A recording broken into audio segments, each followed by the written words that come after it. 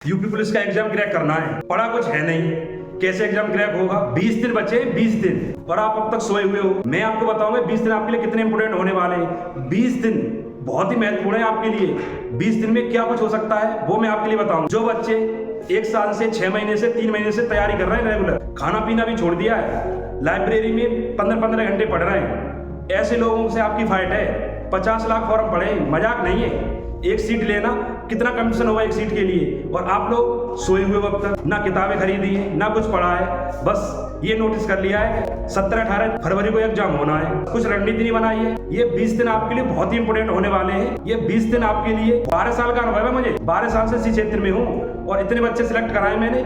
केवल उन बच्चों ने मेरी रणनीति पे काम किया है। लास्ट के 5 दिन में मैंने उन्हें गाइड किया है, उन्होंने उस चीज को फॉलो किया है, तो उन्होंने सिलेक्शन लिया है। वर्दी पहने घूम रहे हैं आज वो। इन 20 दिन में बाहर की दुनिया को त्याग दे, बिल्कुल बाहर की दुनिया से बिल्कुल संपर्क खत्म कर दे। केवल ये 20 दिन किसी को मत पहचान, कौन रिश्तेदार है, कहाँ दावत है, कहाँ भंडारा है, कहाँ पे बर्थडे पार्टी है, सब छोड़ दे भाई। 20 दिन ये मान ले कि मैं हिमालय पर्वत पे आ गया हूँ, कोई नहीं है, कुछ नहीं है, बिल्कुल सुनसान जगह पे बैठा हूँ, ये मान ले अपने आप को। तेरे आसपास कुछ नहीं है, केवल और केवल ये एग्जाम है। ये एग्जाम तेरा क्रैक हो जाएगा। वर्दी जब शरीर पे वर्दी होगी तो तुझे पता चलेगी वर्दी की कीमत क्या होती है। और केवल ये 20 ही दिन है तेरे पास। इन 20 दिन में तूने कुछ करके दिखा दिया, तेरे माँ बाप का नाम रोशन होगा। करना क्या है, यह है आपका सिलेबस। सामान्य ज्ञान आने वाला है, सामान्य हिंदी आने वाली है, संख्यात्मक व मानसिक युक्ता परीक्षा, मैथ आने वाला है, मानसिक अभिरुचि परीक्षा, बुद्धिलक परीक्षा, तार्किक परीक्षा, रीजनिंग आने वाली है। 150 क्वेश्चन आएंगे, कुछ नहीं है 150 क्वेश्चन। आप करना चाहो तो नहीं, जो है विद इन टाइम 2 घंटे में कर सकते हो। 150 क्वेश्चन आने वाले हैं, 300 नंबर का पेपर होगा। 220 भी ले आओगे पास हो जाओगे, टेंशन किस बात की है। 220 भी ले आओगे पास हो जाओगे, 220 भी ले आएगा तब भी पास हो जाएगा। काई टेंशन है, मैं हूं तो सही, 12 साल का अनुभव है मुझे। कैसे लाने ये नंबर मैं बताऊंगा, टेंशन किस बात की है, डरने की कोई बात ही नहीं है। आप इतने डरे हुए हो, टेंशन में हो, कैसे होगा, होगा क्यों नहीं होगा। लोगों ने 10-10 दिन में पेपर अटेम्प्ट किए, अच्छे नंबर से 85% तक लेके आते हैं बच्चे।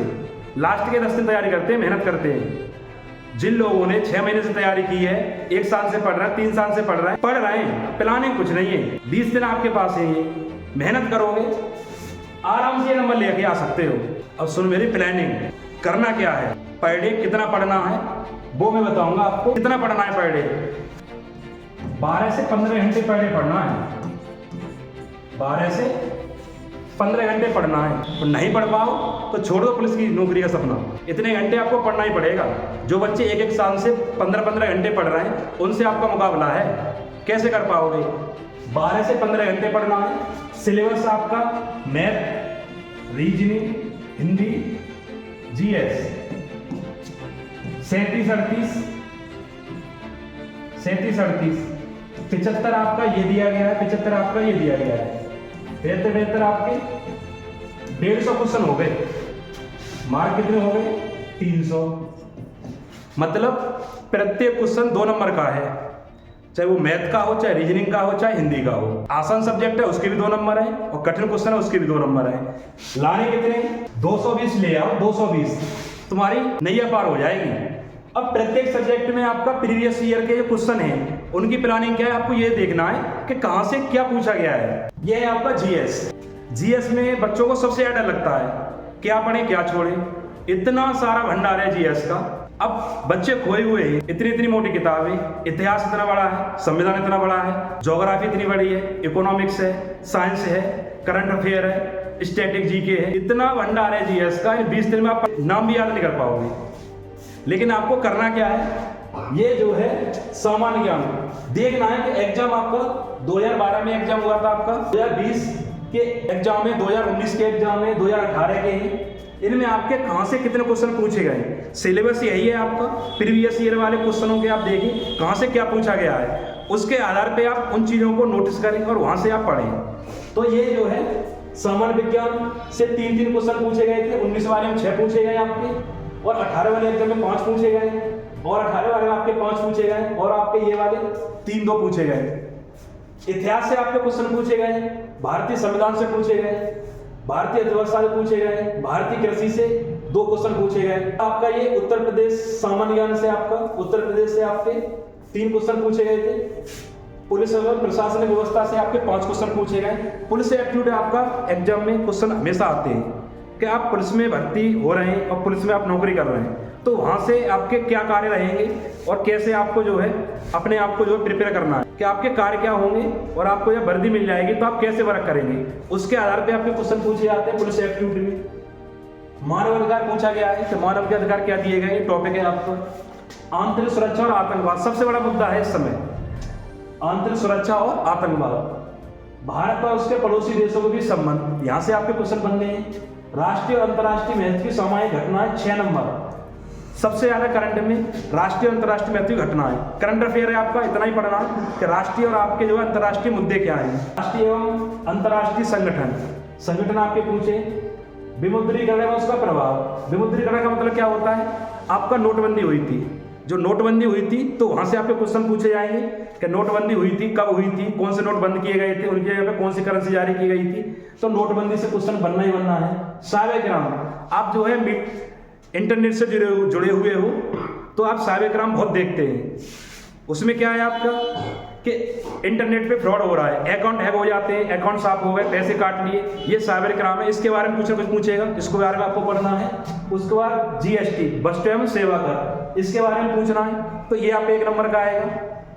पुरस्कार एवं सम्मान है आपका, ये आएगा आपका। देश राजधानी मुद्रा, 3 बातें, देश और उनकी राजधानी और मुद्राएं। इंपोर्टेंट डे 1 नंबर का आना है। अनुसंधान एवं खोज आपका आना है। पुस्तक और लेखक आना है। सोशल मीडिया, सबसे ज्यादा चर्चा में आपका रहने वाला सोशल मीडिया और कम्युनिकेशन, यहाँ से क्वेश्चन आने वाले हैं। हर जगह से आपके लगभग 26 टॉपिक हैं। कितने टॉपिक हैं? 26। 5 दिन में रख लोगे नहीं, 5 दिन से ज़्यादा नहीं लगेंगे आपके लिए। पहले 2 घंटे दोगे तब भी आप 5 दिन में कवर कर लोगे, और इसी से क्वेश्चन पूछे जाएंगे। तो आपका सिलेबस है, इससे बाहर तो कुछ आने वाला है नहीं। आप 10 साल से पढ़ रहे हो, 5 साल से पढ़ रहे हो, 3 साल से पढ़ रहे हो, 6 महीने से पढ़ रहे हो, आपको यही पता नहीं है हमारा सिलेबस क्या है और क्वेश्चन कहाँ से आएंगे, तो डर तो बना ही रहेगा ना। डर आपका कैसे खत्म होगा? जब आपको ये पता चल जाएगा तो भाई 26 टॉपिक हैं केवल, हर जगह से क्वेश्चन आने, तो मुझे 26 टॉपिक ही तैयार करनी थी इसलिए। चाहे आपके 37 क्वेश्चन आए, चाहे आपके 38 आए या 40 आए, डर किस बात का है भाई? पेपर टफ आएगा, सबके लिए आएगा, मेरिट कम रहेगी। आसान आएगा, सबके लिए आसान आएगा। सिलेबस सब पढ़ रहे हैं, आपको भी पढ़ना है। बस आपको ये प्लानिंग ये करनी है कि क्वेश्चन कहाँ से आने वाले हैं, उन टॉपिकों को उठाना है। और पर डे आपको देखना है, 26 टॉपिक है, पर डे 5 पढ़ोगे, 25, 5 दिन में कवर हो जाएगा। इतिहास, संविधान आपका, अर्थव्यवस्था, भूगोल, ये आपके जो है थोड़े लेंदी हैं, तो इनको आप जो है मैराथन क्लासेस के हिसाब से कवर कर सकते हैं, किताब के हिसाब से कवर कर सकते हैं, बल्लान क्वेश्चन से कवर कर सकते हैं, पीडीएफ से कवर कर सकते हैं। मैं आपके लिए सारी चीज़ें प्रोवाइड कराऊंगा। इन 20 दिन में आपके लिए A to Z टॉपिक आपके कवर करा के दूंगा। मैं पीडीएफ भी दूंगा, उसके प्रैक्टिस सेट भी लगवाऊंगा, डरने की कोई बात ही नहीं है। अब आता है हमारा नेक्स्ट, ये तो जीएस का हो गया। हर सब्जेक्ट की आपको प्लानिंग करनी है। जीएस के बाद आपका आता है मैथ। भाई मैथ का तो आपको बिल्कुल भी डर नहीं लगना चाहिए। भाई मैथ में तो डिक्टो क्वेश्चन आएगा। मैं आपके लिए जो कराऊंगा क्वेश्चन आपको सीधे एग्जाम में रखा मिलेगा। संख्याएं चेंज हो सकती है, वरना वो भी चेंज नहीं होंगी। कहाँ से क्वेश्चन आएंगे सीधे बता दूंगा, यहाँ से क्वेश्चन आएगा, आपको बस तैयार करना है। 20 नंबर या 20 से 25 नंबर का मैथ आना है। उसमें आपके लिए इतनी टेंशन नहीं लेनी है, बिल्कुल आसान है। देखो, संख्या पद्धति 2 क्वेश्चन आने ही आने हैं। आपके मैथ में कुल 23 चैप्टर दिए गए हैं। कितने दिए गए हैं? 23 चैप्टर हैं आपके, और इनसे एग्जाम में क्वेश्चन आए वो आप एनालाइज कर लो कि कहाँ से कितने क्वेश्चन पूछे गए, और जो आपका सिलेबस दिया गया है उसके अकॉर्डिंग आप प्रत्येक चैप्टर को पढ़ लें। आपके लिए कुछ नहीं उसमें होने वाला है, बिल्कुल आसान होने वाला है मैथ। भाई मैथ की तो टेंशन नहीं, छोड़ दो, जहाँ से बताया वहीं से क्वेश्चन आएगा, ज़्यादा लफाड़ उसमें है ही नहीं। संख्या पद्धति से आपको क्वेश्चन आने, लासा मासा से आना है, अनुपात समानुपात, परसेंटेज, लाभ हानि, चक्रवृद्धि ब्याज, साझेदारी, औसत, काम समय, समय और दूरी। समय और दूरी में आपका नावा ट्रेन भी आ सकता है। मेंसुरेशन आएगा, वर्गमूल आएगा, आपका जो है सबकों का विश्लेषण, ग्राफ आएगा। बीजगणित से कुछ का क्वेश्चन पूछ लेता है, नहीं पूछेगा। साधारण ब्याज आएगा, सरलीकरण आएगा आपका, दशमलव भिन्न है, घातांकरण से पूछ सकता है, सरलीकरण है। एज इसका नहीं आएगा, ज्योमेट्री भी नहीं आएगा, घनमूल वाला आएगा। इनसे आपके एग्जाम में डिफरेंट एग्जाम है जो आपके उत्तर प्रदेश प्रबंधन भर्ती बोर्ड ने कराए हैं। चाहे आपके वो जेल वार्डन वाले एग्जाम हो, कोई भी पुलिस का एग्जाम है, आपका पीएससी का है एग्जाम आपके हैं 2018 से लेके आपके 20 तक के जो भी एग्जाम हुए उनमें क्या स्ट्रेटजी रही है, क्या क्या पूछा गया है, आपने एक बार माइंड में सेट कर लिया भाई, इतना कॉन्फिडेंस आएगा अपने आप में, तुम ये कहोगे कल ही पेपर दिलवा रहा हूं मुझसे, मैं कल ही पेपर अटेम्प्ट कर लूंगा। एक दिन आप इस हिसाब से चलोगे तो आपके अंदर इतना कॉन्फिडेंस आ जाएगा भाई मैं कर क्या रहा था अब तक, मैंने तो अपने 6 महीने ऐसे बेकार कर दिए भाई, ये वीडियो मुझे पहले मिल जाती है, ऐसा गाइडेंस मुझे पहले मिल जाता तो मैं तो एग्जाम 10 दिन में कवर कर लेता। अगला सब्जेक्ट है आपका हिंदी। हिंदी में क्या आना है, हिंदी में सबसे ज्यादा इंपॉर्टेंट है वोकैबुलरी। आप जितनी वोकैबुलरी अच्छी कर लोगे आप हिंदी में बहुत अच्छा कर जाओगे, क्योंकि सबसे ज्यादा इंपॉर्टेंट वोकैबुलरी है। आप शब्दों के अर्थों को समझो, चाहे वो पर्यायवाची हो, चाहे विलोम शब्द हो, चाहे आपके सब समूह के लिए एक शब्द हो, चाहे भिन्नार्थक शब्द हो, चाहे आपकी वर्तनी शुद्ध हो, यही चीज आपकी हिंदी में सबसे ज्यादा दिक्कत करती है कि आपको अर्थ पता नहीं है तो आप क्या करोगे, मैथ तो है नहीं तो सूत्र लगा के सॉल्व कर लोगे भाई, जब तक शब्द का अर्थ पता नहीं होगा तब तक कुछ नहीं कर पाओगे। तो सबसे इंपॉर्टेंट आपका हिंदी में रहने वाला है वोकैबुलरी। पर डे पढ़ो, हर तरह के आपके 50-50 वोकैब पर डे तैयार करो, पर्यायवाची आपके, विलोम शब्द, तत्सम तद्भव। आपका हिंदी के सिलेबस में पूछने वाले आपका दिया गया है गद्यांश, 5 नंबर आपके फोकट गए, हर एग्जाम में आपका 5 नंबर का आया है हर शिफ्ट में, और आपका आएगा 5 नंबर का। तो पैसे छांटने की प्रैक्टिस बनाओ, पैसे को पढ़ो और ये देखो कि उसमें जो हाईलाइट चीजें आपके एक बार में माइंड में मेंशन कर रही है या नहीं कर रही है। जो क्वेश्चन पूछे आते हैं उनके आंसर आपको तुरंत ही माइंड से आने चाहिए कि हमने पैसे ये पढ़ा है और यहाँ से क्वेश्चन उठाए गए हैं। तो आपके 5 नंबर हिंदी में कंप्लीट किसके, गद्यांश के। अब आता है हिंदी साहित्य गद्य पद्य।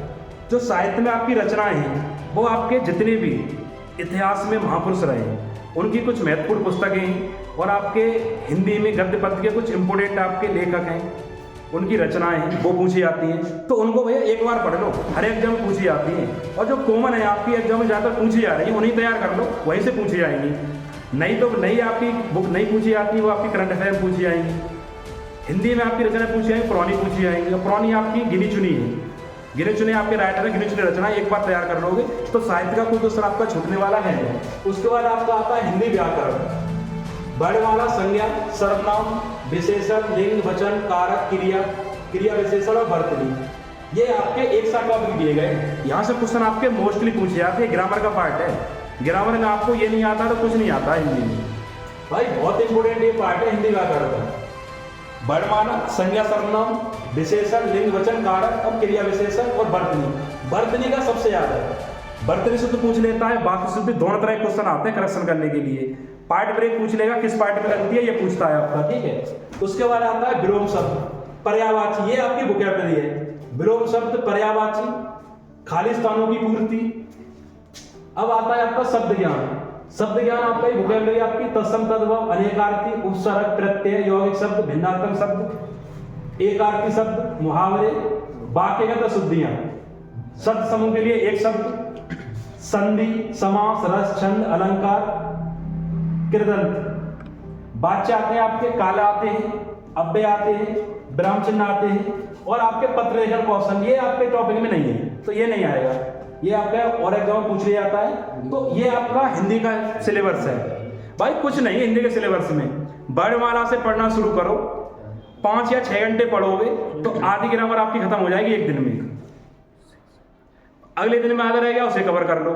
सबसे ज्यादा दिक्कत करेंगे आपको रस, छंद, अलंकार। भाई एग्जाम में आयो क्वेश्चन याद कर लो, एग्जाम पहले आपके वही रिपीट हो जाते हैं, तो टेंशन नहीं लेनी किसी बात के लिए, सारी चीजें आपको यहाँ उपलब्ध हैं। और आप जो है पुराने पेपर की बुक्स खरीद लो, प्रीवियस ईयर के क्वेश्चन लगाओ, उनसे ये देखो कहाँ से क्या पूछा गया है, वही मैं बता रहा हूँ कहाँ से कितने क्वेश्चन पूछे गए उनको देखो, उसी के आधार पे अपने जो चैप्टर बाय चैप्टर तैयारी करो। तो ये आपका हिंदी का, डरने की कोई बात नहीं है, सब कुछ आसान है, आपके पास समय बहुत है। बस इन 20 दिन में आपको ये देखना है कि हमें करना क्या है, सिर्फ और सिर्फ पढ़ाई करनी है और तो कुछ करना नहीं है।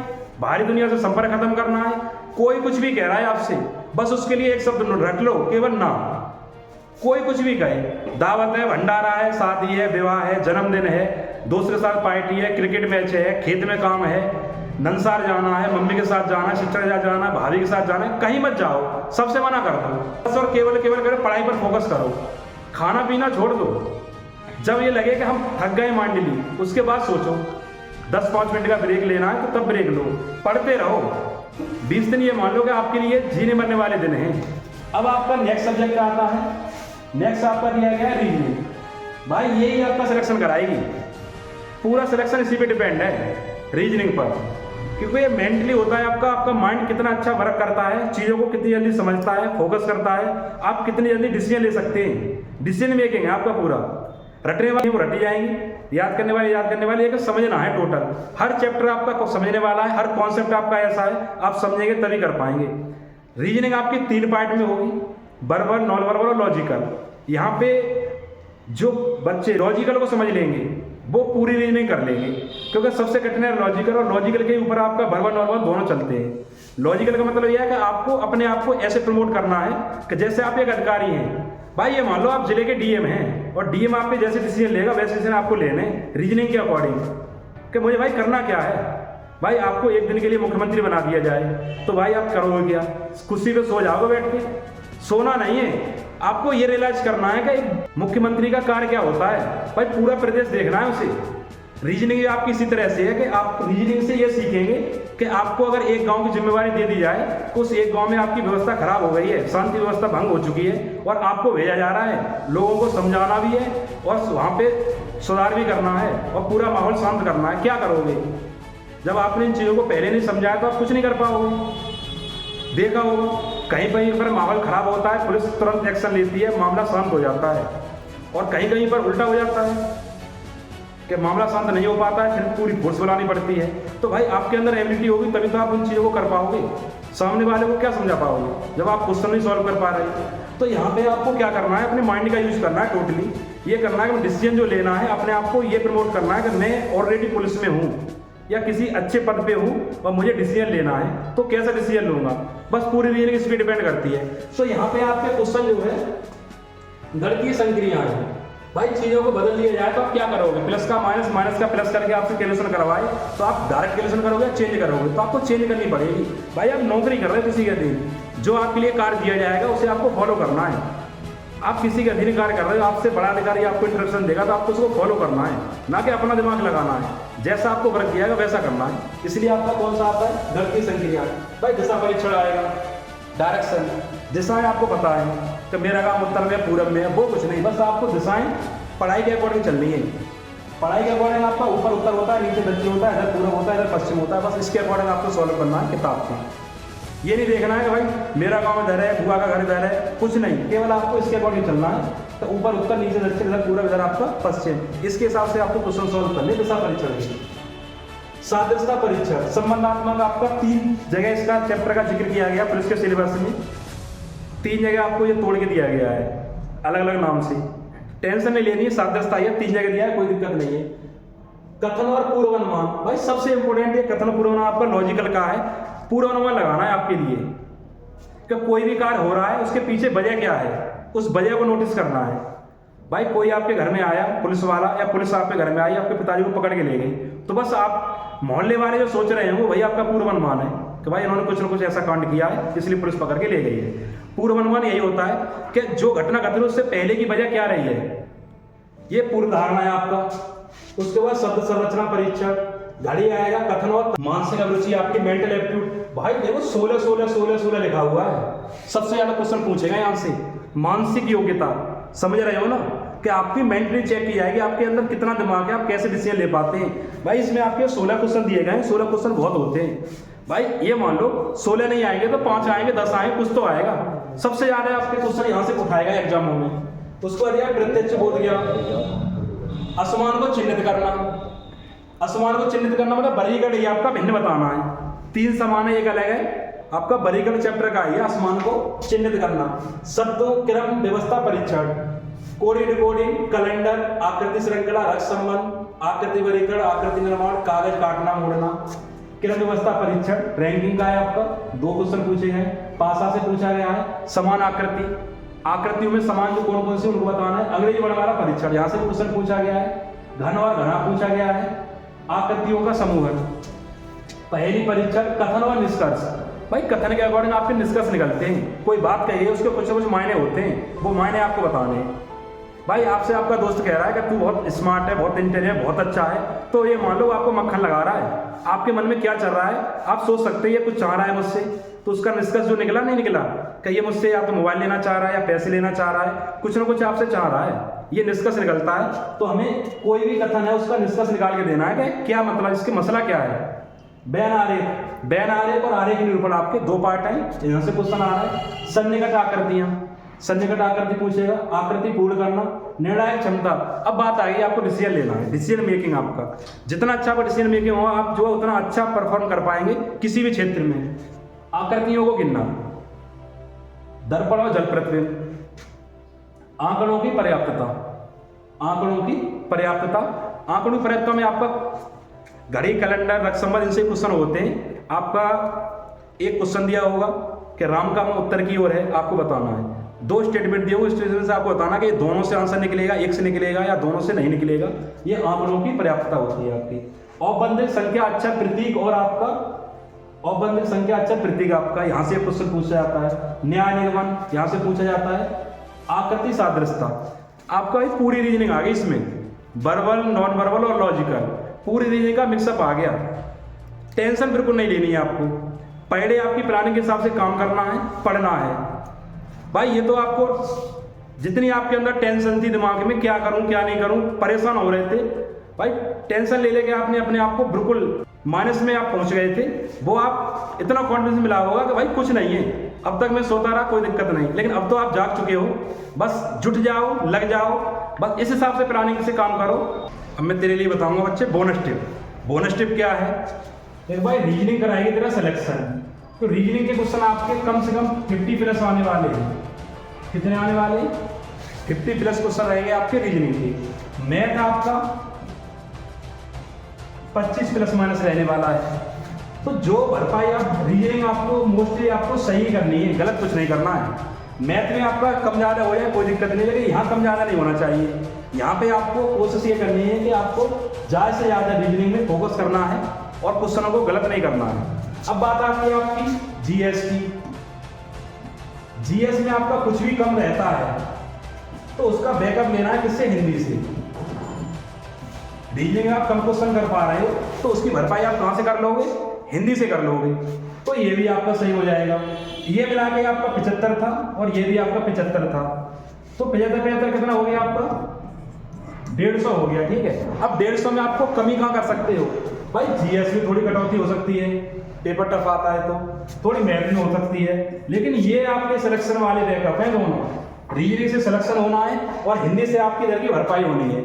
जिस लोगों ने ये प्लान फॉलो कर लिया भाई उसे कोई सिलेक्शन लेने से रोक नहीं सकता है। भाई 150 में कितने कम कर लोगे? भाई 20 कर लेगा तब भी 130 बच रहे हैं, और 10 कम कर ले 120 बच रहे हैं। भाई यही हमारी प्लानिंग थी। भाई और कम कर ले और गिर जा नीचे, 110 कर ले। भाई इससे नीचे क्या गिरेगा? आपके लिए इतना अच्छा प्लान बताया मैंने, इतने पे भी नहीं मरोगे तो क्या मरोगे? 50 क्वेश्चन बचे, कितने? 60। भाई इन तीन चीज से मिला के तुम 60 क्वेश्चन नहीं कर पाओगे। एक चीज को पकड़ लो ढंग से, इसमें गलत कुछ नहीं करना है आपको। अब ये आपको कंप्लीट करना है, ठीक है? तो आपको कितने घंटे पढ़ना पड़ेगा?